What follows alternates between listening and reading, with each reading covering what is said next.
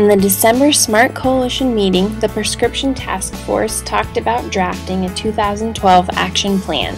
Ideas to include in this plan are partnering with home builders to install locks on medicine cabinets, prevention take-home lessons, and getting youth more involved.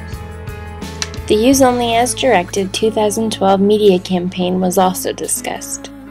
Planning for the April prescription take-back events began, with ideas including partnering with the Scouts, using multiple PIOs to promote the events, and gathering something sharp for removing prescription labels. The physician trainings were also discussed in more depth, and it was decided that we should include an executive summary of the Utah State Prescribing Guidelines. Some upcoming events to be aware of are IHC's Politics and Pancakes, which will take place every Saturday starting January 21st to March 3rd at 7:30 a.m. in both Provo and American Fork. We also have Smart's Day at the Legislature on February 1st at 10:30 a.m.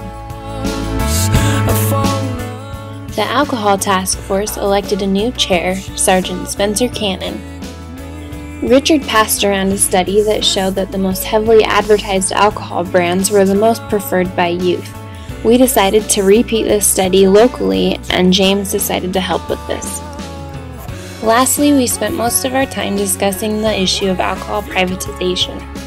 We encouraged coalition members to contact their legislatures, as well as other ideas to help us with this issue. The PR work group reviewed the alcohol outlet density maps and discussed how we can improve and utilize these more. They also talked about contacting legislatures, writing op-eds, as well as letters to the editors. The Community Board Maintenance Work Group elected a new vice chair, Michael Plowman. They discussed the idea of creating a monthly SMART newsletter to be sent out with the meeting minutes. This would require each chair to prep bullets on their committee's progress each month.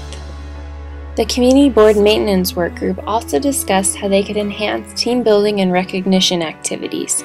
They created the Gratitude Committee, which will be chaired by Andrea Jensen. Finally, the Policy Task Force discussed Brad's work with the DEA. His upcoming legislation will allow pharmacies to take back medications, and he's hoping the Pharmacy Board can come up with rules regarding this by the end of 2012. During the meeting, we also had a teleconference with Mark, the director of DOPL. He gave us his input on a few of our ideas. We ended the meeting discussing alcohol deregulation and discussed the legislatures that we need to contact.